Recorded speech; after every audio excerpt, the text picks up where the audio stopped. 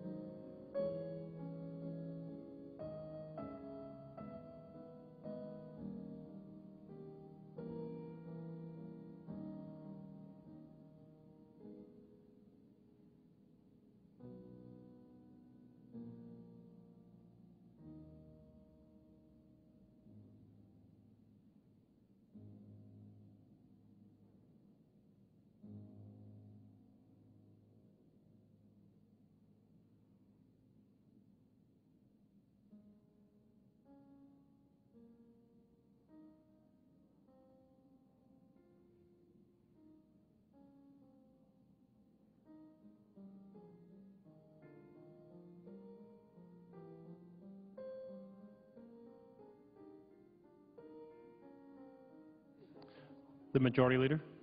I consent to call the quorum be terminated. Without objection. Mr. President, I ask unanimous consent that the remaining time post-cloture be yielded back and the motion proceed to H.R. 1249, the American Invents Act, be agreed to, that there be debate only on the bill until 5 p.m. today, and at 5 p.m. the Majority Leader be recognized. Is there an objection? The Senator from Kentucky. Reserving the right to object, I would ask that the consent be modified so that once we are on the bill, I can offer an amendment related to the Secretary of Treasury and that a vote on that issue be recorded. Mr. President, I would object to my friend's request. I would ask that once we get on the bill, that the Senator from Kentucky, Senator Paul, be recognized to speak for up to 10 minutes in order to explain the amendment that I had hoped to offer and then will offer at some point in the future.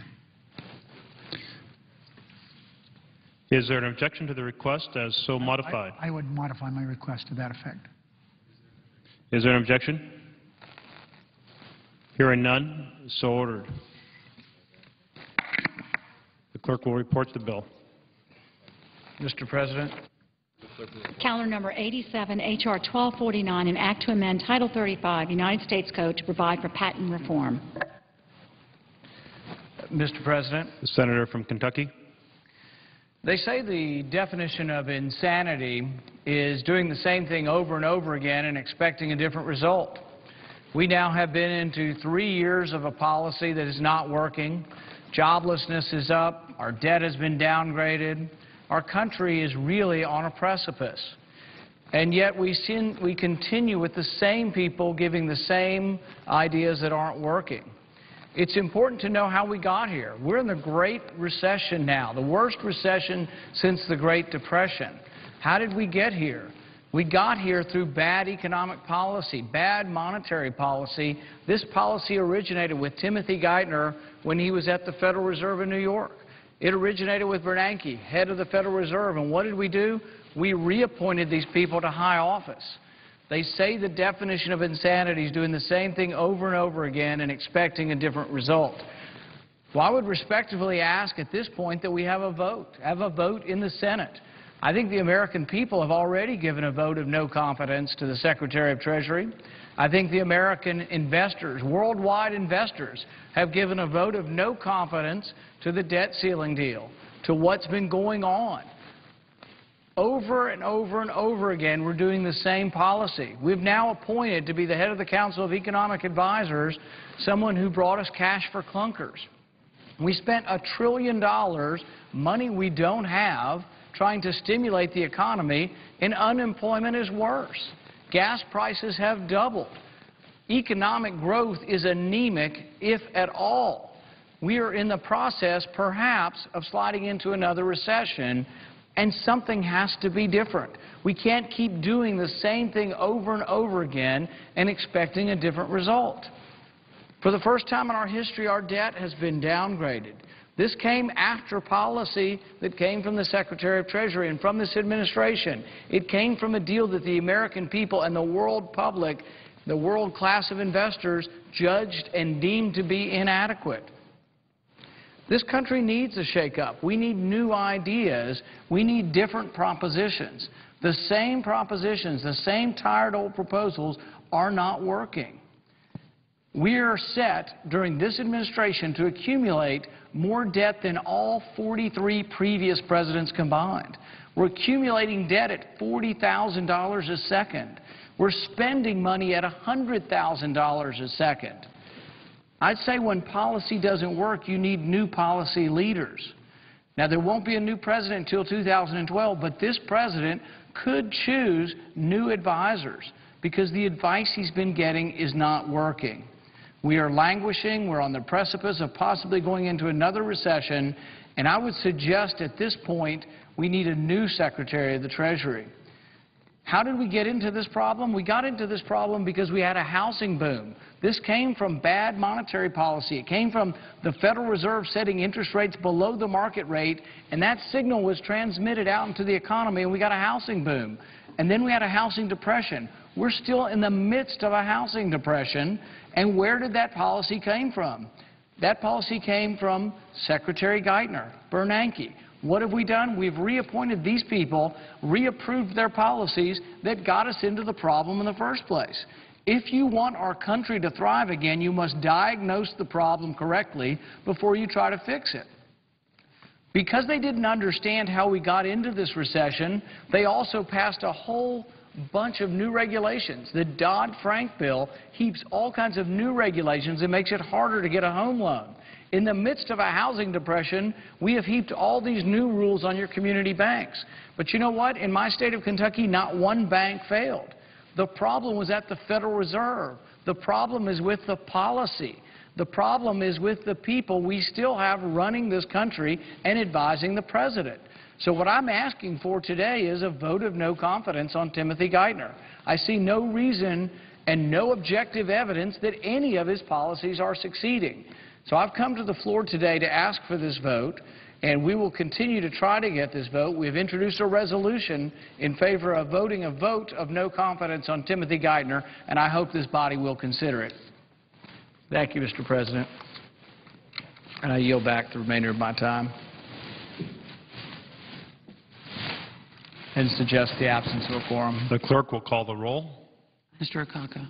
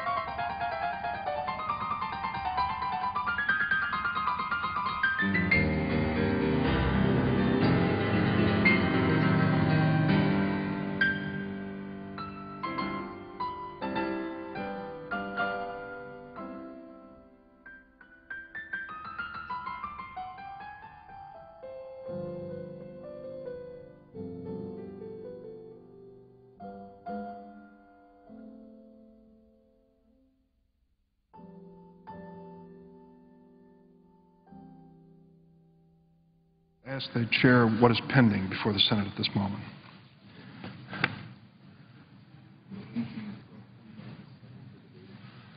Bill H.R. 1249 is pending for debate only. And so, Mr. President, I ask unanimous consent.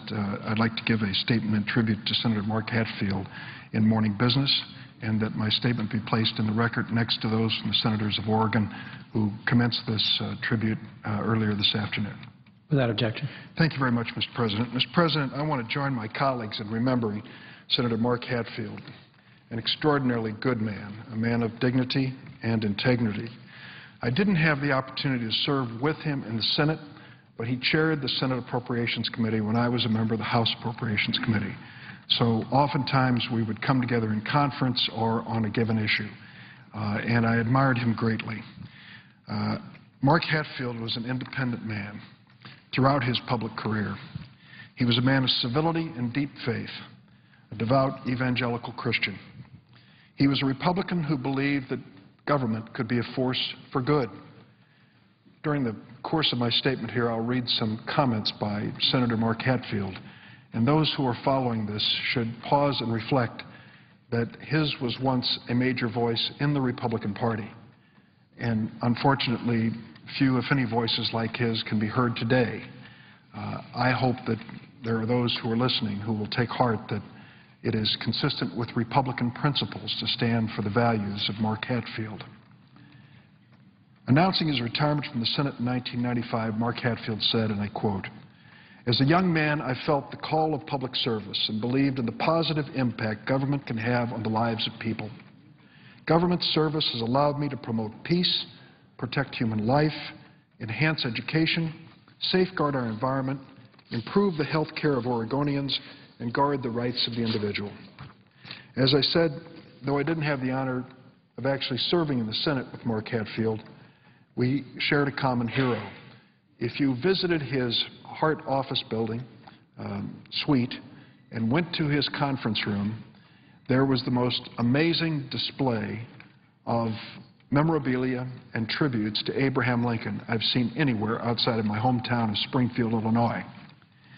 One whole wall in Senator Hatfield's office was covered with a collection of Abraham Lincoln paintings, photographs, and memorabilia. His fascination with Lincoln began when he was in grade school and first learned about the evil of slavery and the leadership Lincoln provided in abolishing it. Sometimes at night, Mark Hatfield said to a reporter, "I like to quietly slip down to the Lincoln Memorial to meditate. It's like a cathedral," he said. "People come in talking loudly, but then they go up the steps, and it's amazing. They all begin to whisper. How can they help it?" I can recall one particular instance where Mark Hatfield agreed to come to my hometown of Springfield, Illinois. Each year on February 12th, we have the Abraham Lincoln Association dinner, and we invite people to come speak who are in public life, or historians and academics, to talk about their impressions of some aspect of the life of Abraham Lincoln. I remember his speech because he spoke about a man named Edward Dickinson Baker. Edward Dickinson Baker had served in the U.S. House of Representatives as a congressman from Illinois from two separate congressional districts. He then moved to Oregon and became a senator from the state of Oregon. He was a close friend of President Abraham Lincoln, and he was killed early in the Civil War at the Battle of Ball's Bluff. His statue is one of the Oregon statues in the Capitol building here. And Mark Hatfield came to tell the story of Edward Dickinson Baker and the friendship with Abraham Lincoln and the connection with Oregon. I went up to him afterwards and said, "There's another part of this story that you might find interesting. After Abraham Lincoln served as a congressman, he was given his one term, which was the agreement with the Whigs back in Illinois, and wanted to stay on, but they said, 'No, you can't.' And so they offered him another job, which he turned down before returning to Springfield to practice law, and that was the job to be the provincial governor of Oregon, the territory of Oregon. Had Lincoln made that decision, history might have been written a lot differently for America." Hatfield and I laughed about that and the Oregon connection between Lincoln and, of course, Edward Dickinson Baker. But he was an extraordinary man, Hatfield was, in that he not only admired Lincoln, but he studied him and studied the history of his life. Mark Odom Hatfield was born in 1922, the son of a railroad blacksmith and a schoolteacher. He attended Willamette University in Salem, Oregon. He ran for the office of student body president, and it's the only race he ever lost. As a young Navy officer in World War II, Mark Hatfield was at both Okinawa and Iwo Jima. The two Pacific islands where some of the bloodiest fighting occurred. Later, he was one of the first Americans to enter Hiroshima after the city was devastated by the first atomic bomb ever used in warfare. Those experiences and his deeply held religious views had a profound influence on his belief about the use of military power. He was a lifelong foe of excessive arms buildups. He told the Christian Science Monitor in 1982, quote, "There comes a time in a nation's life when additional money spent for rockets and bombs, far from strengthening national security, will actually weaken national security, when there are people who are hungry and not fed, people who are cold and not clothed." Mark Hatfield once castigated Democrats in the 1980s for not speaking up strongly enough about what he considered excessive military spending during the Ronald Reagan administration. He was the only senator to have voted against the Vietnam War and the Persian Gulf War. Politics wasn't his first calling. He was a college professor, then college president. 1956, elected to the Oregon State Legislature, where he was instrumental in passing measures banning racial discrimination in housing and public accommodations, a decade before the government considered similar civil rights laws here in Washington. From there, it was a steady climb. State senator, secretary of state. 1958, he was elected governor, becoming the youngest ever in his state, re-elected in 1962. He successfully ran for the Senate in 1966 with a straightforward platform that included opposition to the Vietnam War. In all, he spent 30 years in this body, including 8 years as chairman of the powerful Senate Appropriations Committee. I remember him as chairman. When we would have conference committees, you could always count on Mark Hatfield to be genteel, courteous, and bipartisan. It was a great experience. Every conference committee was a great experience. The man really exuded fairness and integrity, and that's one of the reasons why I wanted to come to the floor today and say a word about how much he meant to me. When it came to particular issues and appropriations, he really focused on medical research, very important to him, and on efforts to eliminate poverty in the United States. In 1995, he cast a historic vote. He was the only Republican to vote against a constitutional amendment to require a balanced federal budget. His vote meant defeat for the measure because it fell one vote short for the two-thirds majority needed for passage.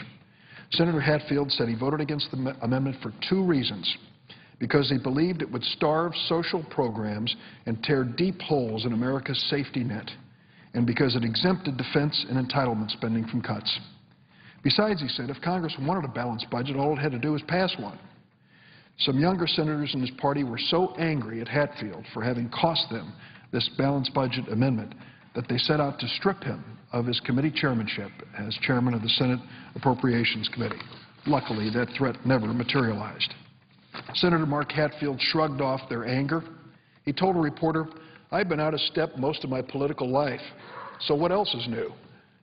In the year after the balanced budget amendment vote, the Appropriations Committee under Chairman Hatfield's leadership went on to cut more than $22 billion in discretionary non-defense spending from the budget. He wasn't opposed to spending cuts. He didn't support a constitutional amendment. I want to offer my condolences to Senator Hatfield's wife, Antoinette, who has been his partner for more than 50 years, their children and grandchildren. Stand alone or come home. That's the advice Mark Hatfield's father gave him about facing moral choices, and Mark Hatfield lived his life by that rule. Now he has gone home, and we are left to recall and celebrate the life and service of this good man. Mr. President, I yield the floor and suggest the absence of quorum. Clerk will call the roll. Mr. Akaka.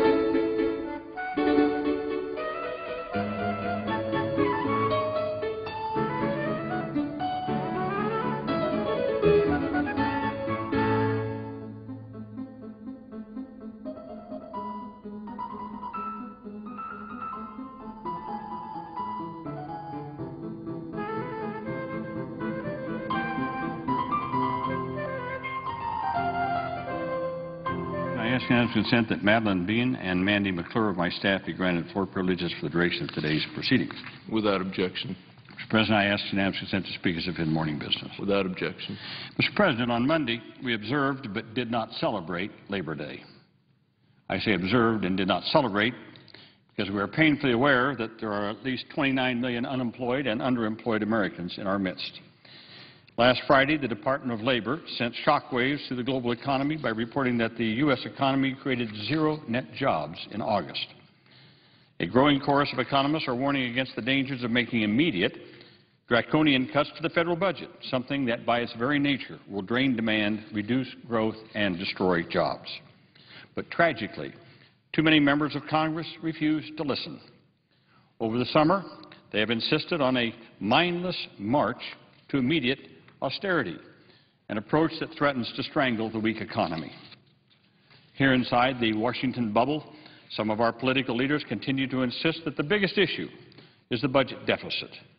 But outside this beltway, ordinary Americans are desperately concerned with a far more urgent deficit, the jobs deficit. But, Mr. President, I am also concerned about a third deficit, the deficit of vision and leadership today in Washington. I am disturbed by our failure to confront the current economic crisis with the boldness and vision that earlier generations of Americans summoned in times of national challenge. Smart countries, Mr. President, in tough economic times do not just turn a chainsaw on themselves. Instead of the current slash-and-burn approach, which is being sold through fear and fatalism, we need an approach that reflects the courage and determination of the American people. By all means, we must agree on necessary spending cuts and revenue increases, but we also must continue to invest in the things that will spur economic growth, create jobs, and rebuild the middle class. Mr. President, I cannot emphasize too strongly the importance of restoring the middle class in America. I have given several floor speeches on this very subject. The committee that I'm privileged to chair, the Health, Education, Labor, and Pensions Committee, we've had hearings on what's happened to the middle class. In fact, on September the 1st, our committee issued this report, Saving the American Dream, the Past, Present, and Uncertain Future of America's Middle Class. Mr. President, I have not asked until now, but I would ask that the concurrence of my remarks that this report be printed in the record. Without objection. Restoring the middle class is essential to boosting demand and revitalizing our economy. It's the only way we're going to be able to restore long-term fiscal balance here at the federal level. Economists across the political spectrum, from left to right, agree that a major cause of our current economic stagnation is a chronic lack of demand. For nearly 3 decades, workers' incomes have been stagnant. Simply put, they lack the purchasing power to drive America's consumer economy. And without adequate demand, businesses are reluctant to invest and hire. Adjusted for inflation, average hourly earnings in 1970 were $18.80 an hour, or $39,104 annually. Average hourly earnings in 1970, $39,104. However, by 2009, those inflation-adjusted average hourly earnings had actually declined to $18.63 an hour, or $38,750 a year. Imagine that. From 1970 to 2009, average hourly earnings went down. Well, you might say, so what? Well, so what? This second chart will show you what's happening to the middle class.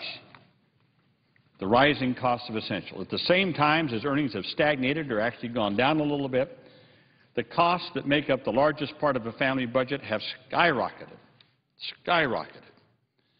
Here's the food budget, up 2%. Gas, up 18%. Rent and utilities, up 41%. Health expenditures, up 50%. Public colleges, up 80%. The price of a home, up 97%. The cost of a private college, up 113%. No wonder the middle class is finding it harder and harder to make ends meet. However, at the same time, let's take a look at what's happening at the higher end of the income spectrum. Let's see what's happened to CEO compensation during the same period of time. I said average hourly earnings have gone down. The value of the minimum wage, and I will talk about that in a minute, the value of a minimum wage has gone down 19%. 19% from 1970 to last year. But the median executive compensation, this is the median, executive compensation has gone up 430% in the same time. Any surprise that people are a little upset around America? That middle-class families are kind of edgy today? Edgy? Sure they're edgy. How are they going to afford to send their kids to college? How are they going to buy a new home? Get out from under the ones that are already underwater? Providing rent, buying gasoline for their cars in places in rural areas where they have to drive a car to go to work or to go to school or to go to church. So, Mr. President, how do we boost incomes and restore people's purchasing power? Well, a number of ways we need to do this. I would suggest one. To start with, we need to restore a robust right to organize unions and bargain collectively. I say that unabashedly. It's no coincidence that the decline of the middle class has coincided with the dramatic decline of union membership in the United States. Why is that? Because unions provide workers with the leverage to ensure that they share in their company's gains through better wages and benefits, and are not just providing company CEOs with even larger pay packages. Okay, that's just one step. Another very practical step we can take to boost purchasing power is to increase the minimum wage. The minimum wage today is $7.25. If we raise the minimum wage to make up for what's lost to inflation over the last 40 years, it would be $10.39 an hour. So as we saw here, where the average CEO pay has gone up 430%. The minimum wage, adjusted for inflation, adjusted, would be $10.39 an hour today. It's only $7.25 an hour. So as the minimum wage has gone down, median executive compensation has gone up 430%. A raise in the minimum wage puts money into the pockets of low-income consumers who are very likely to immediately spend it at local businesses. Most importantly, of course, we have to create more jobs, but not just any jobs, but quality jobs with fair wages and real benefits that can support a family and help hardworking people build a brighter future. That's the way we'll put demand back in the economy and get the country moving again. Tomorrow evening, President Obama will present to Congress his plan for boosting job creation and lifting the economy. I urge the President to point out that there are some things, big national undertakings, that the private sector simply is not capable of doing. At critical junctures, going back to the beginning of our republic, the federal government has stepped up to the plate. Congresses and presidents have acted decisively to spur economic growth, foster innovation, help create jobs. We need that kind of bold action today. The mantra that I hear from my friends on the Republican side is that, quote, government can't create jobs. That's nonsense. Smart government can create jobs, and short-sighted government can destroy jobs. For example, the brief shutdown of the Federal Aviation Administration this summer put nearly 70,000 private sector construction employees out of work. Draconian cuts proposed by House Republicans to the new transportation bill would destroy an estimated 490,000 highway construction jobs and nearly 100,000 transit-related jobs. That is dysfunctional government. Dysfunctional government making the problem even worse. By contrast, across our history, an often visionary and bold federal government has funded and spearheaded initiatives that have expanded private commerce, given birth to countless inventions and new industries, and created tens of millions of jobs. As we all know, during the presidency of Franklin Roosevelt, with the private sector paralyzed by the Great Depression, the federal government responded with an astonishing array of initiatives to restart the economy, restore opportunity, create jobs. I still have on my wall in my office, and I'll bet I'm the only senator on this floor of the Senate today who can say this, I have the actual WPA form of my father that worked on the Works Projects Administration. He got a job to help feed his family, and some of the things that my father worked on in WPA exist today, still used by the public, still used by kids going to high school. And a lot of times people say, well, you know, that was all well and good, but that didn't stop the Depression. It was World War II. Well, what was World War II but massive government infusion into the economy? By the end of the Second World War, wartime investments in plants and equipments and making tanks and airplanes and all kinds of things, which we then turned over to the private sector. Those wartime investments created an industrial colossus like the world has never seen. And Franklin Roosevelt and President Truman were followed by a Republican president, Dwight Eisenhower. President Eisenhower, I'm sure a very proud Republican, was also determined to move America forward. He championed one of the greatest public works projects in American history, the construction of the interstate highway system. A 1996 study of that system concluded, and I quote, the interstate highway system is an engine that has driven 40 years of unprecedented prosperity and position the United States to remain the world's preeminent power into the 21st century, end quote. This kind of visionary thinking by both Democratic presidents and Republican presidents is by no means a relic of the distant past. In more recent times, the federal government has funded and spearheaded scientific discovery and innovation that has had profound impacts on our economy, spawning scores of new industries, creating millions of high-value jobs. I would just mention a few. Specifically, the Defense Advanced Research Projects Agency, called DARPA, invented the Internet.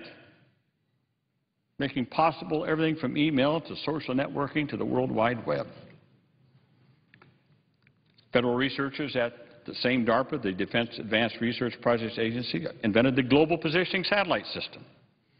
I can remember when I first came to the Congress as a House member on the House Science and Technology Committee, when we first started authorizing funding for the GPS system. And a lot of people at that time were saying, oh, no, this is not the role for the federal government. Only the private sector could do it. But the private sector could not undertake that at that point in time. So the federal government put up the satellites, and the private sector took over. And we have Garmins and TomToms, and we have all kinds of things for airplanes now and cars and boats, all made by the private sector, employing people in private sector jobs because the federal government put forth the money and the investment to put that system in place. I mentioned NASA, a number of technological breakthroughs over the year, everything from microchips to CAT scanner technology. And of course, any discussion of the federal role in promoting our economy would not be complete without mentioning the National Institutes of Health. More than 80 Nobel Prizes have been awarded for NIH-supported research. You might say, well, what's that benefited us? Recently, the Battelle Memorial Institute, a non-government research institute, reported on the federal government's $3.8 billion investment in the Human Genome Project from 1988 to 2003. Battelle estimates that this federal investment of $3.8 billion in taxpayer money has produced a staggering $796 billion in economic output. In 2010 alone, this genomic revolution generated $67 billion in U.S. economic output and supported 310,000 jobs. So these are the kind of investments that's one of the best ways to reduce budget deficits. They will help many of the 29 million unemployed and underemployed get jobs and become taxpayers again. With the private sector engine again threatening to stall out, there is a critical role for the federal government in creating demand and preventing a slide back into recession. The most obvious way forward, with the support across the political spectrum, including the U.S. Chamber of Commerce, is to dramatically ramp up federal investments in infrastructure in order to boost U.S. competitiveness. The American Society of Civil Engineers estimates that America faces a $2.2 trillion infrastructure backlog. Bringing this U.S. infrastructure into the 21st century would create millions of private sector jobs, especially in the hard-hit construction industry, while modernizing the arteries and veins of commerce. As someone once recently said, think about it this way. We're still driving on Eisenhower's highways and going to Roosevelt schools. It's time to do it for the next century. So, Mr. President, there can be no economic recovery, no return to fiscal balance without the recovery of the middle class. And there will not be a recovery of the middle class unless and until we come to grips with the need for federal investment in education, innovation, research, and infrastructure. It means restoring a level playing field with fair taxation, vibrant unions, a strong ladder of opportunity to give every American access to the middle class. So, Mr. President, I hope that President Obama will be bold like presidents of the past. I hope that he will put forward a very bold, visionary, challenging proposal tomorrow night to challenge us to the better natures, to the better side of our human nature, to recapture again what we've done in the past. In that way, we can rebuild the middle class and we can put America back to work. And I believe, Mr. President, that is the only way that we're going to be able to do it. Mr. President, with that, I yield the floor, note the absence of a quorum. Clerk will call